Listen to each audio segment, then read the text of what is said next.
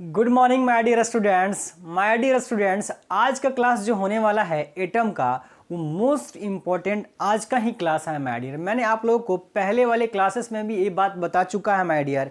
क्या बता रखा है माय डियर कि एटम वाले चैप्टर से एक ही ऐसा टॉपिक है जहां से हर साल क्वेश्चन पूछे जाते हैं माय डियर, और वो था आपका बोर एटॉमिक मॉडल और उसके बेसिस पे हाइड्रोजन स्पेक्ट्रम का एक्सप्लेनेशन माय डियर। तो आज के क्लास में हम लोग पढ़ने वाले हैं हाइड्रोजन स्पेक्ट्रम माय डियर, और ये क्वेश्चन ही हर साल एग्जाम में जब भी एटम से क्वेश्चन आता है यही क्वेश्चन पूछा जाता है माय डियर। तो आज का क्लास आपको हर हाल में लास्ट तक आप बने रहना है माय डियर। पूरा वीडियो हर हाल में आपको देखना है, नोट्स बनाना है, एक एक पॉइंट आपको नोट करना है। ये क्वेश्चन इस साल के लिए भी मोस्ट इंपॉर्टेंट है माय डियर, क्योंकि मैं बोल ही रहा हूं कि हर दम क्वेश्चन एटम से आता है, वो हाइड्रोजन स्पेक्ट्रम से ही क्वेश्चन आता है माय डियर। तो आज हम लोग वही टॉपिक पढ़ने वाले हैं, तो इसकी इंपॉर्टेंस को आशा करता हूं आप लोग समझ गए होंगे कि कितना ज़्यादा इंपॉर्टेंट है आपके एग्जाम के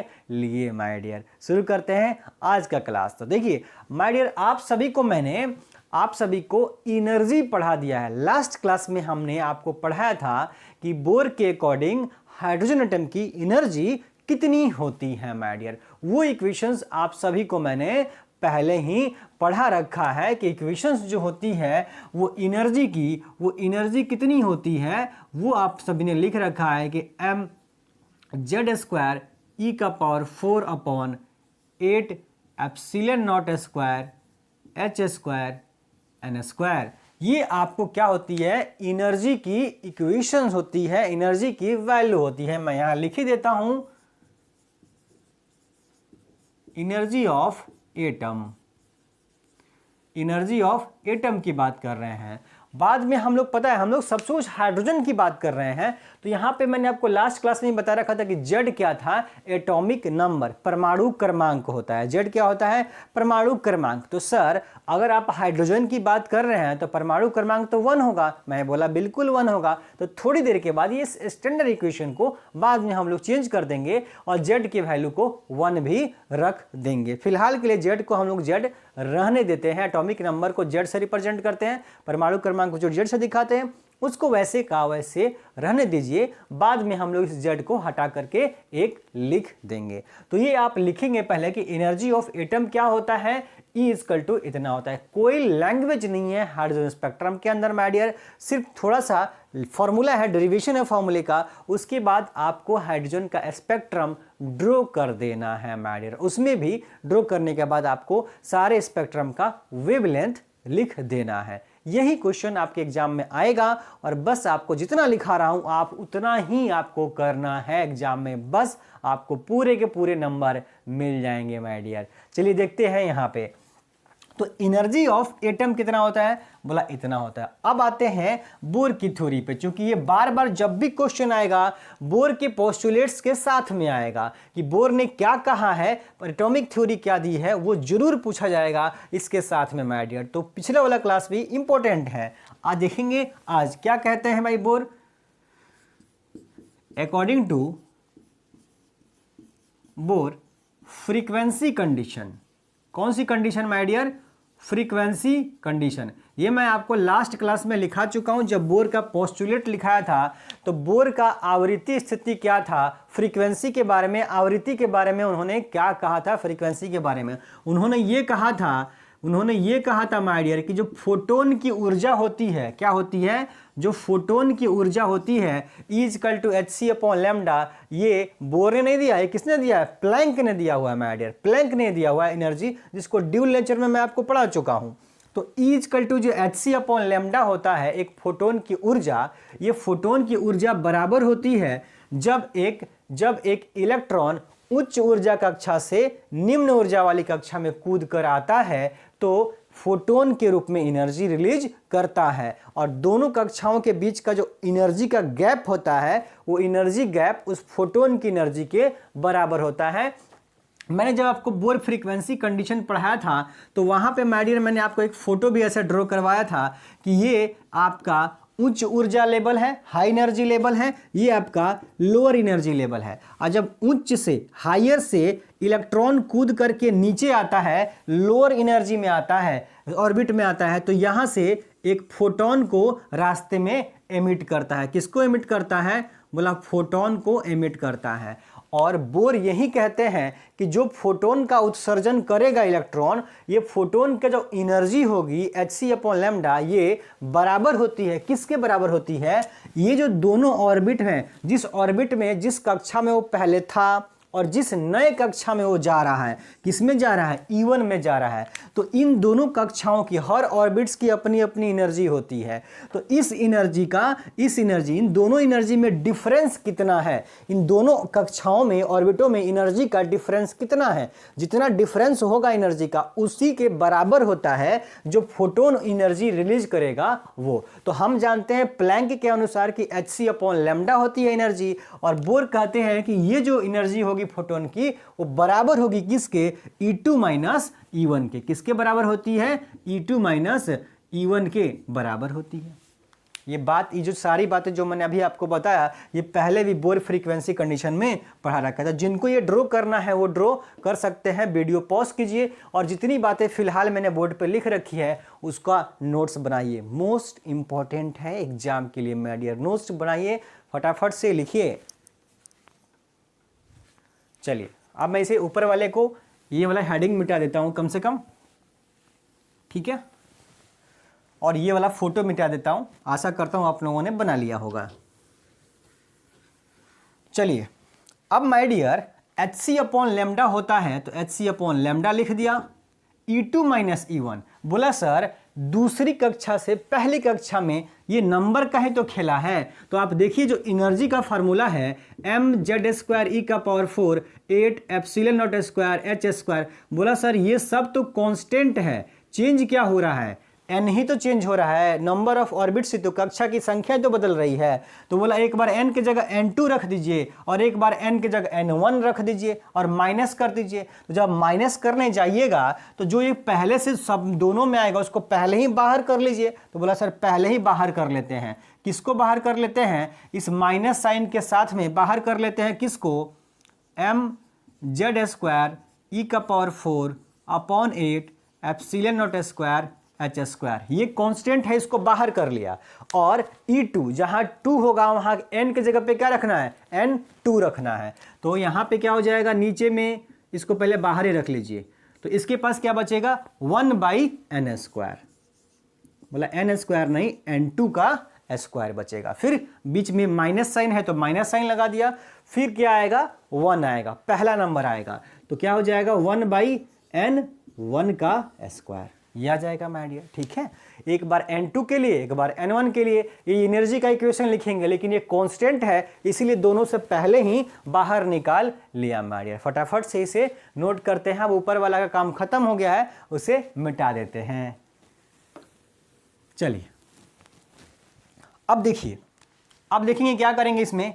अब हमको ये करना है कि जो Hc ऊपर में मल्टीप्लाई हो रहा है, इधर जाएगा तो डिवाइड कर जाएगा। ध्यान से देखिए, H और C जो है ऊपर में मल्टीप्लीकेशन में होता है, इस साइड जाएगा तो डिवीजन में हो जाएगा, ठीक है। तो जरा देखेंगे क्या मिलेगा। तो बोला सर Hc अगर इधर चला गया तो इधर तो सिर्फ 1/λ मिलेगा। बोला बिल्कुल सर, इस साइड में केवल 1/λ मिलेगा। अब देखिए H और C जब इधर जाएगा तो डिवाइड कर जाएगा, HC जाएगा तो डिवाइड करेगा। तो यहां ध्यान से देखिए, H का पावर 2 पहले से है और एक और H आएगा तो H का पावर 3 हो जाएगा, 3 हो जाएगा और साथ में C भी हो जाएगा। तो क्या हो जाएगा इस साइड में? देखिए बोला सर mz²e⁴/8ε0² H का पावर 3 हो गया, 3 हो गया इंटू C।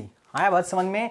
ये Hc जो यहाँ था इधर यहाँ आ गया तो H का पावर 2 के जगह 3 हो गया और जो C था वो C भी आके मल्टीप्लाई होगा। बोला सर ये माइनस साइन कहाँ भेज दिए? बोला अंदर भेज दिए सर, अंदर भेज देंगे। इस माइनस को जब अंदर भेज दीजिएगा तो n1 वाला जो माइनस है वो प्लस हो जाएगा और ये प्लस है n2 वो माइनस हो जाएगा। यहाँ साइन क्या हो जाएगा?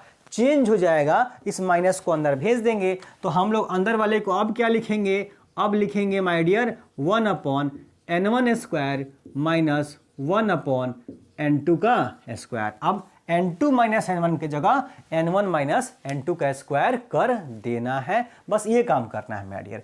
अब आशा करता हूं कि ये लोग आप लिख ले होंगे। वीडियो पॉज करके नीचे वाला लिख लीजिएगा, मैं नीचे वाला मिटा देता हूं, ठीक है। चलिए अब देखिए क्या करना है। बोला सर अब जो है हम लोग किसके बारे में बात कर रहे हैं, हाइड्रोजन के लिए। तो मैंने आपको शुरू में बोला, बाद में उसको क्या कर देंगे, जेड को 1 कर देंगे। तो हाइड्रोजन के लिए, for hydrogen atomic number Z बराबर कितना होता है, 1 होता है। कितना होता है, परमाणु क्रमांक संख्या उसका 1 होता है। तो हम जेड की वैल्यू क्या कर देंगे, 1 रख देंगे। अब देखिए जो एम है मास फिक्स है, ई आवेश वो भी फिक्स है, 8 भी फिक्स है, एप्सिलॉन नॉट कांस्टेंट ही है, एच प्लैंक कांस्टेंट ही है, सी लाइट की स्पीड है वो भी क्या कांस्टेंट ही है। बोला सब तो सर कांस्टेंट ही है, तो सबका वैल्यू क्या कर दीजिए, पुट कर दिया जाता है। जेड को यहां से हटा करके एम ई का पावर 4 इस सब की वैल्यू जब पुट करते हैं तो एक नया कांस्टेंट आता है, यानी कि एम जेड स्क्वायर तो हट जाएगा, एम ई का power 4/8 epsilon naught square h square c. ये जेड को छोड़ दिया, जेड तो 1 हो गया, हमने 1 मान लिया, तो जेड 1 हो गया, हटा दीजिए उसको। बाकी एम ई का पावर 4 और नीचे में ये जो बच गया है वो, ये सब का सब वैल्यू जब पुट कर देंगे, सबकी वैल्यू कांस्टेंट है। एम का वैल्यू मास कांस्टेंट है, इलेक्ट्रॉन का आवेश कांस्टेंट है, आपको परमिटिविटी एयर की कांस्टेंट है, प्लैंक कांस्टेंट है और लाइट की स्पीड सब कांस्टेंट है। सबकी वैल्यू जब उठाकर रखते हैं तो ये हम नहीं रखते हैं, कौन रखते हैं, रीडबर्ग। कौन रखते हैं, रीडबर्ग। तो जब रखेंगे तो इसकी वैल्यू आके दी है 1.097 इंटू 10 का पावर 7 मीटर इनवर्स ये आता है। और इस डेटा को बोलते हैं आर से दिखाते हैं। किससे दिखाते हैं, आर से दिखाते हैं माइडियर। किससे दिखाते हैं, आर से। और इस आर को नया नाम दिया गया क्या, रीडबर्ग कांस्टेंट। हिंदी मीडियम के बच्चे ये नहीं कहेंगे सर हिंदी नहीं लिखाया, ये रीडबर्ग नाम ही है जिन्होंने ये काम किया कि सारा डेटा यहाँ पे रख करके इसको छोटा कर दिया। सारा डेटा क्या कर दिया, इसको पूरी वैल्यू को रिड्यूस कर दिया है मान रख करके। तो रीडबर्ग उनका नाम है, रीडबर्ग कांस्टेंट, उन्हीं के नाम पे कांस्टेंट हो गया आर की वैल्यू। फटाफट से वीडियो पॉज कीजिए और नोट्स बनाइए, लिखिए माय डियर। चलिए ठीक है, हट गया था मैं, लिख लेंगे होंगे आप। अब मैं इसे ऊपर वाले को मिटा देता हूं, ये वाला इक्वेशन मिटा देता हूं, ठीक है। ये नीचे वाला बल्कि मिटा देता हूं, नीचे वाले का काम हमारा हो गया, आप नोट कर लेंगे। चलिए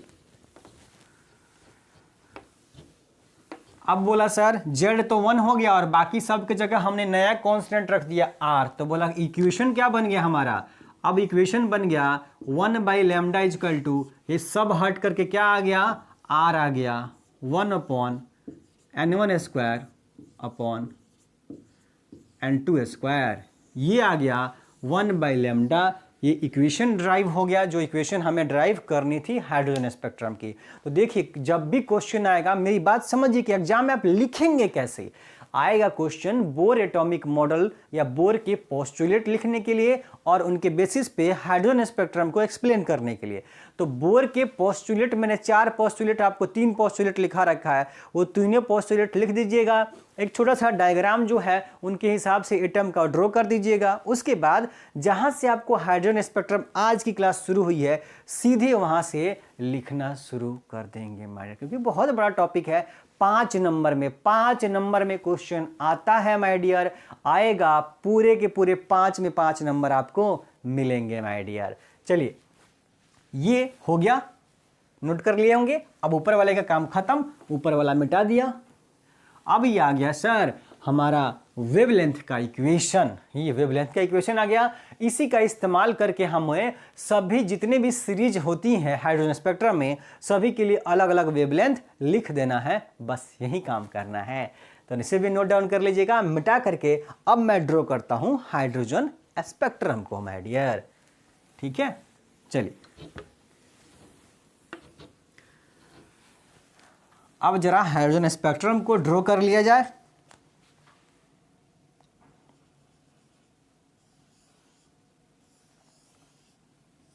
बोर्ड पे थोड़ा सा क्या है, मार्कर स्लिप करता है। आप बनाएंगे गोल गोल, आप डिवाइडर का हेल्प लेंगे और अच्छे से ड्रॉ करेंगे। ये है हाइड्रोजन स्पेक्ट्रम। क्या करेंगे हम,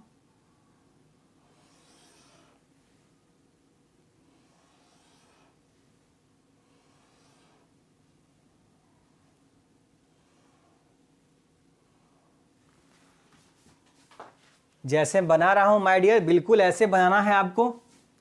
अलग अलग रंगों से, अगर आपके पास 2-3 पेन हैं, ब्लू, ब्लैक और रेड पेन है, तो उसका इस्तेमाल आप कर सकते हैं अपना फेयर बनाने में माय डियर। अलग अलग रंगों से कर लेंगे।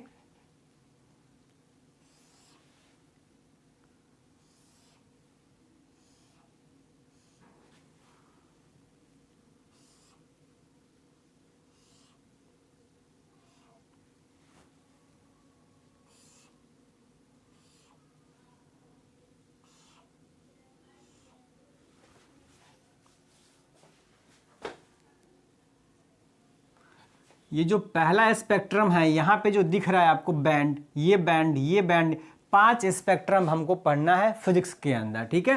तो ये पांचों का नाम लिखना है आपको। ये वाला क्या है, बोला सर यहाँ होता है लाइमन सीरीज। क्या होता है, लाइमन सीरीज। हिंदी में भी लाइमने लिखते हैं। क्या लिखते हैं, लाइमन श्रेणी, लाइमन सीरीज, ठीक है। दूसरा नंबर में होता है माय डियर, ये यहाँ पे मिल नहीं पाया, ठीक है, चलिए। पहला नंबर हो गया लाइमन। सेकंड नंबर आपका होता है आपका बामर सीरीज। क्या होता है, बामर। कई लोग इसको जो है बाल्मर पढ़ते हैं, पर बाल्मर मत पढ़िएगा, बामर सीरीज पढ़िएगा। क्या पढ़िएगा, बामर सीरीज, ठीक है। तो तीसरा नंबर होता है वो आपका होता है पास्चन सीरीज। क्या होता है, पास्चन सीरीज। जो चौथा वो होता है ब्रैकेट सीरीज।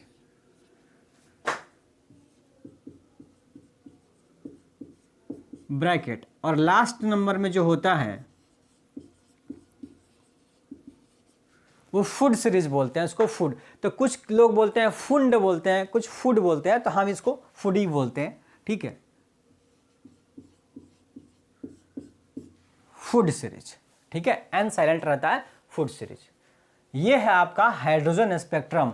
तो आप ऐसा डायग्राम आपको अपनी कॉपी में ड्रॉ करना है। जब एग्जाम में क्वेश्चन आएगा हाइड्रोजन स्पेक्ट्रम, तो जो आपको एनर्जी के लिए रिलेशन लिखा, उसके बेसिस पे जो वेवलेंथ का इक्वेशन ड्राइव किया, वो इक्वेशन ड्राइव करनी है। उसके बाद आपको ये फिगर ड्रॉ करना है। ये फिगर ड्रॉ करेंगे तभी आपको 2 नंबर इस फिगर पे मिल जाएगा माय डियर। तो ये फोटो आपको अपनी कॉपी में आराम से वीडियो पॉज कीजिए और आराम से बनाइए। ये है लाइमन, ये है बामर, ये है पास्चन, ये है आपका ब्रैकेट, और लास्ट में फूड सीरीज होता है। तो 5 हमको सीरीज मिलते हैं हाइड्रोजन के स्पेक्ट्रम में। तो आपको ये फोटो वहां पे ड्रॉ कर देना है माय डियर। फटाफट से मैं हट जाता हूं, आप वीडियो पॉज कीजिए और नोट्स बनाइए, ठीक है। बना लिए होंगे, बना लीजिएगा। चलिए, यहां से हमारे लिए एक इंपॉर्टेंट है ऑब्जेक्टिव क्वेश्चन। मैंने बोला कि क्वेश्चन आएगा एग्जाम में, 5 नंबर के क्वेश्चन यहीं से आते हैं और ऑब्जेक्टिव भी यहीं से आएगा। कौन सा ऑब्जेक्टिव आएगा एग्जाम में, देख लीजिए कौन सा ऑब्जेक्टिव आएगा माय डियर। देखिए, हमसे क्वेश्चन में पूछता है कि हाइड्रोजन स्पेक्ट्रम में जो लाइमन सीरीज होता है, वो उसके अंदर कौन सी वेव होती है, कौन सी रेज उसके अंदर होती हैं, हमें ये बतानी है। किस रेज के अंदर लाइमन सीरीज होता है, ऐसा भी क्वेश्चन आ सकता है कि किस रेज के अंदर आती है, कौन सी वेव के अंदर आती है लाइमन सीरीज। तो हमें याद रखना है। क्या याद रखना है, याद रखना है कि सर जो लाइमन का सीरीज होगा वो अल्ट्रा वायलेट रे आती है। क्या आती है, अल्ट्रा वायलेट रे।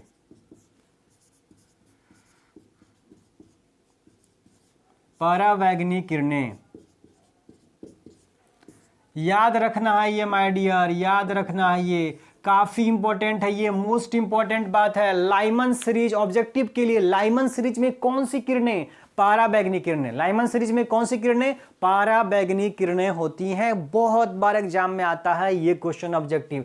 दूसरा नंबर, बामर में कौन सी रेज आती है, तो बामर में आपको लिखना है विजिबल लाइट। क्या लिखनी है, विजिबल लाइट लिखनी है। विजिबल लाइट का मतलब दृश्य प्रकाश, मतलब व्हाइट लाइट, जिससे हम सब कुछ देख पाते हैं, वो है विजिबल लाइट। तो बामर सीरीज में कौन आता है, विजिबल लाइट आती है, विजिबल लाइट बामर सीरीज में।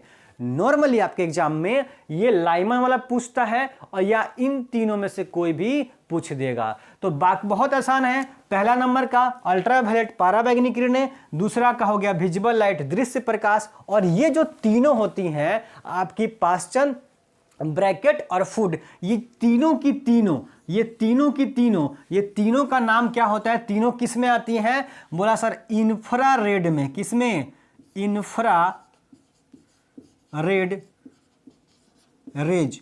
किसमें आती हैं, इंफ्रारेड रेज में आती हैं। इंफ्रारेड हिंदी क्या हो जाएगा, हिंदी लिख लीजिए और रक्त किरणें क्या होती हैं, और रक्त किरणें होती हैं। तो अगर इन तीनों में से कोई पूछता है पाश्चन, ब्रैकेट, फूड, तो हमारा आंसर क्या होगा, और रक्त किरणें। और रक्त किरणें, इनका उल्टा भी पूछता है माय डियर, उल्टा भी पूछ देगा। क्या पूछ देगा, पूछ देगा कि और रक्त किरणें किस सीरीज में होती हैं, और रक्त किरणें किस सीरीज में होती हैं, और आपको नाम देगा ब्रैकेट का, बामर का, लाइमन का और नॉन ऑफ दीज का भी। तो आपको पता होना चाहिए कि लाइमन आपका क्या है, आपका लाइमन में अल्ट्रावायलेट, बामर में दृश्य प्रकाश, और इन तीनों में पाश्चन, ब्रैकेट और फूड, तीनों में आपका इंफ्रारेड और रक्त किरणें होती हैं। इन तीनों में और रक्त किरणें, और यही ऑब्जेक्टिव क्वेश्चन है हाइड्रोजन स्पेक्ट्रम से। तो अगर हाइड्रोजन स्पेक्ट्रम से अगर कभी ऑब्जेक्टिव क्वेश्चन बनता है तो ये आपके एग्जाम में आने की मोस्ट प्रोबेबिलिटी है, बहुत ज्यादा संभावना है। फटाफट से लिख लीजिए माय डियर। मैं देख पा रहा हूं आपको बहुत अच्छे से एकदम क्लियर चीजें दिख रही हैं। अब मैं इसको मिटाऊंगा क्योंकि इसका काम हमारा हो गया है समाप्त। वीडियो पॉज करके आप हर एक बातें इसकी लिख लीजिएगा। बोला सर एग्जाम में अगर आएगा तो एनर्जी का डेरिवेशन, वेवलेंथ का डेरिवेशन जो हमने किया वो करेंगे, ये फोटो बनाएंगे, पर इतना भी नहीं करेंगे, इससे भी थोड़ा सा और आगे हमको काम करना है। क्या करना है हमें, बोला सर सब सीरीज के लिए वेवलेंथ लिखनी है, सबके लिए वेवलेंथ लिखनी है। तो इसके बाद हम लोग लिखेंगे सबसे पहले क्या, लाइमन।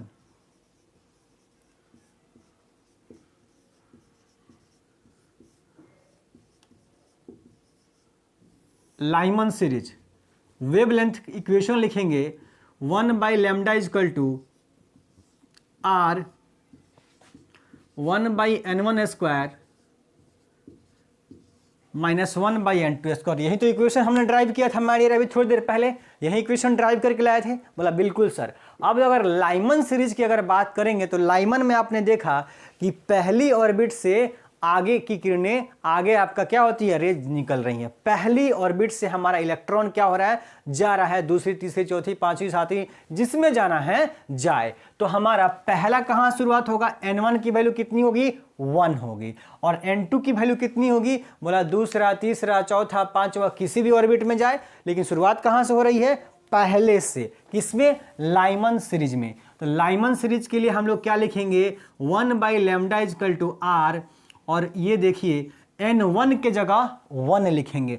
पहला नंबर ऑर्बिट, नंबर क्या है, फर्स्ट ऑर्बिट, तो फर्स्ट का स्क्वायर माइनस n2 का स्क्वायर। n1 के जगह पे क्या रखना है, 1, किसमें, लाइमन के लिए। पहला सीरीज है तो n1 के जगह 1 रखना है, और बाकी n2 की वैल्यू कितनी हो जाएगी, बोला n2 की वैल्यू सर एक को छोड़ करके, पहली ऑर्बिट में है उसको छोड़ करके दूसरी, तीसरी, चौथी, पांचवी जो भी ले लीजिए, तो n2 की वैल्यू 2, 3, 4, 5 डैश डैश कुछ भी आगे हो सकता है। तो ये आपको लिखना पड़ेगा। जो आप फोटो बनाए हैं उस फोटो के नीचे लाइमन सीरीज लिख करके ये वाली लाइन लिखनी पड़ेगी, ठीक है। दूसरा नंबर बात करते हैं बामर सीरीज। सेकंड नंबर होगा बामर। तो बामर सीरीज, अभी हिंदी भी आपको लिख दिया था थोड़ी देर पहले, बामर सीरीज में भी आपको क्या लिखना है, बामर में दूसरा नंबर से शुरू होता है, बामर हमारा सेकंड नंबर है तो दूसरा से शुरुआत होगा, तो 1/λ इक्वल टू होगा r। अब जो n1 पहला नंबर था अब दूसरा नंबर हो जाएगा, तो बोला सर n1 की जगह क्या पुट करेंगे, बोला 2 पुट करेंगे, 2 से शुरुआत होगा, 2 का स्क्वायर माइनस n2 का स्क्वायर। अब n2 की वैल्यू क्या होगी, जब शुरुआत 2 से हुई है तो 2 के आगे जाएगी, 3 4 5 6 7, यानी कि आपको माय डियर क्या मिलेगा, n2 का वैल्यू, बोला सर n2 का वैल्यू 2 से शुरुआत हुआ है तो 2 को छोड़ करके, बोला कौन सा, बोला 3 4 5 6, ऐसे ऐसे n2 की वैल्यू होती जाएगी। अब इसी तरीके से आप सबका लिखना है, आपको लाइमन का लिख दिया, बामर का लिख दिया, बिल्कुल इसी तरीके से आपको, ये आप नोट डाउन पहले कर लीजिए, ये कर लीजिए, मैं हट जाता हूं, आप कर लेंगे पहले, ठीक है। चलिए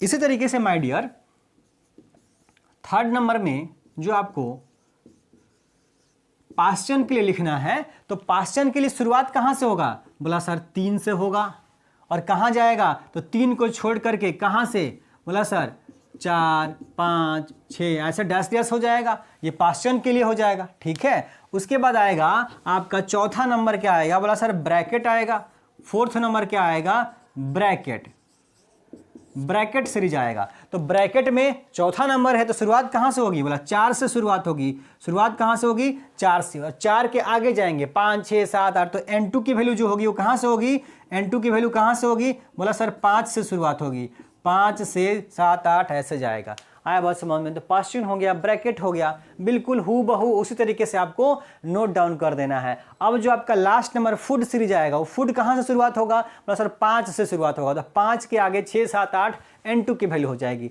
तो फटाफट से ये भी पॉज करके नोट डाउन कर लीजिए, ठीक है। अब मैं मिटा करके लास्ट 5वां भी लिख ही देता हूं, क्योंकि बहुत बच्चे ऐसे हैं जो शायद न लिख पाए, तो उनके लिए भी लिख देता हूं फूड। बोला सर अगर फूड सीरीज की बात करेंगे हम, तो उसमें हमारा लैम्डा कहाँ से, 5वां नंबर है, तो कहाँ से शुरुआत होगा, बोला सर 5 से शुरुआत होगा, और n2 की वैल्यू 5 के आगे 6 7 8 जाएगी, तो यहाँ पे कितनी हो जाएगी, n2 की वैल्यू 6 7 8 डैश डैश हो जाएगा। ये आपको हो गया फूड सीरीज। तो आपको इतना करना है 5 नंबर के लिए। आज शुरू से लेकर के अभी तक जितना पढ़ाया हूँ, 5 नंबर में आएगा क्वेश्चन। तो बोर्ड के पोस्टुलेट, जो 3 पोस्टुलेट कल वाली क्लास में पढ़ाया हूं, वो 3 लाइन का पोस्टुलेट, 3 पोस्टुलेट आपको लिखना होगा, और आज शुरू से लेकर के जितना पढ़ाया हूं ये पूरी बात आपको लिखनी होगी। तो आपको 5 में पूरे के पूरे 5 नंबर मिल जाएंगे माय डियर, ठीक है।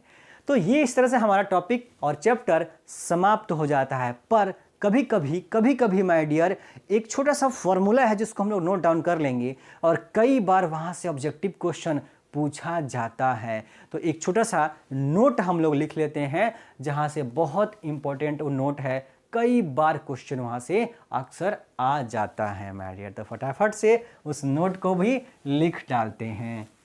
चलिए नोट लिखेंगे, आपके एग्जाम के लिए काफ़ी इंपॉर्टेंट है ये नोट, मोस्ट इंपॉर्टेंट नोट है ये।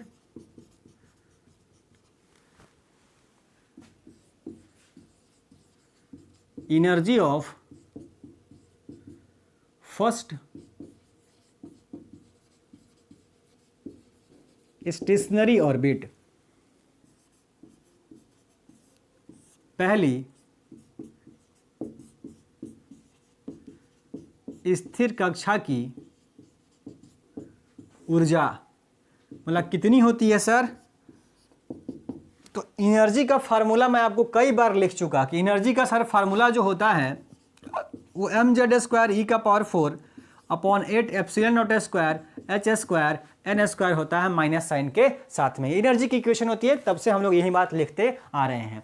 तो पहली कक्षा की जब बात कर रहा है फर्स्ट ऑर्बिट की, कि पहली कक्षा की ऊर्जा कितनी होती है, तो n का मान कितना रख देंगे 1। आपको थोड़ी देर पहले ही बताया था कि ये सब का सब तो कांस्टेंट था, n ही तो वेरिएबल था, कि इलेक्ट्रॉन एक कक्षा से दूसरी कक्षा में जा रहा था, तो अगर पहली कक्षा की एनर्जी हमको बतानी है कितनी होगी, तो n का मान यहाँ पे 1 पुट कर देंगे और बाकी सब का सब कांस्टेंट है, वैल्यू पुट करेंगे तो यहाँ पे E1 पहली ऑर्बिट की कक्षा की जो एनर्जी आएगी वो सब कैलकुलेट करने के बाद माइनस का 13.6 इलेक्ट्रॉन वोल्ट आता है। कितना आता है? माइनस का 13.6 इलेक्ट्रॉन वोल्ट आता है। इलेक्ट्रॉन वोल्ट ऊर्जा का मात्रक, इलेक्ट्रॉन वोल्ट कई बार ऑब्जेक्टिव में पूछ चुका है, इसका डिस्कशन मैं पहले की क्लासों में कई बार कर चुका हूं। इलेक्ट्रॉन वोल्ट एनर्जी का मात्रक, ऊर्जा का मात्रक होता है। जो हम लोग एटॉमिक लेवल पे बात करते हैं तो वहाँ पे हम एनर्जी को इलेक्ट्रॉन वोल्ट में बात करते हैं माय डियर। तो एनर्जी फर्स्ट ऑर्बिट, पहली ऑर्बिट की एनर्जी कितनी होती है? माइनस का 13.6 इलेक्ट्रॉन वोल्ट, माइनस का 13.6 इलेक्ट्रॉन वोल्ट। बोला सर ये पहली एनर्जी है पहली कक्षा की, अगर दूसरी तीसरी चौथी कक्षा की अगर एनर्जी हमको पता करना है तो क्या हो जाएगा फार्मूला? तो ये लिख लेंगे En बराबर E1 बटा n स्क्वायर।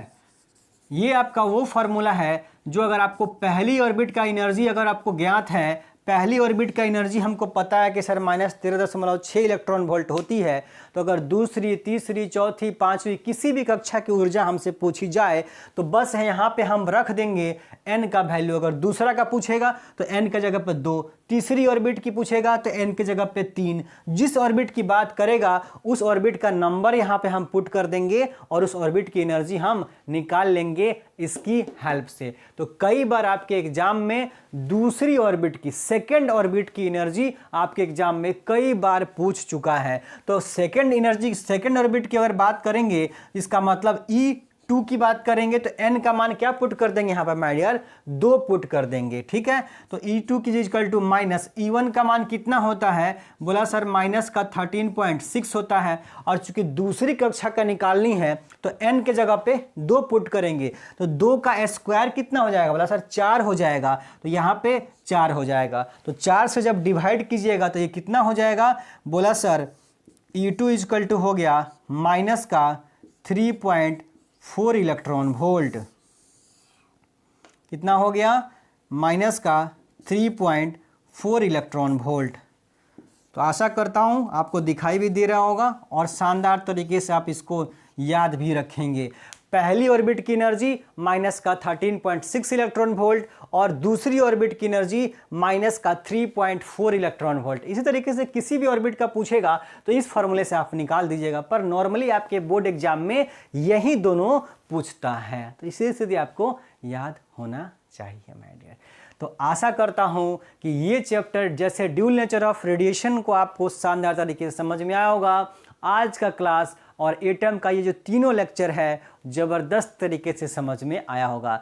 जो स्टूडेंट्स नए हैं आज का वीडियो देख रहे हैं माय डियर, वो आप पीछे के 2 वीडियो पहले जाकर देख लीजिए, फिर आज का वीडियो आप वापस से देखेंगे माय डियर, तभी आपको आज की क्लास बहुत शानदार तरीके से समझ में आएगी माय डियर।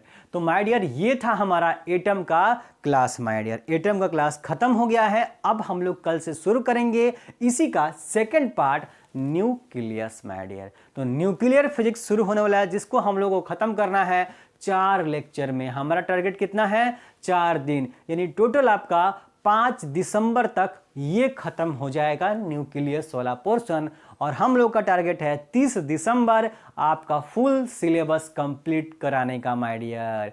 आशा करता हूँ शानदार तरीके से आप मेहनत भी कर रहे होंगे और सभी के सभी स्टूडेंट्स 90 मार्क्स फिजिक्स में कम से कम 90 मार्क्स लेकर के आएंगे। मैं आपके लिए दिन रात मेहनत कर रहा हूँ माय डियर, इतनी मेहनत कर रहा हूँ, सारा हर एक टॉपिक आपको पढ़ा रहा हूँ इतने कम समय में।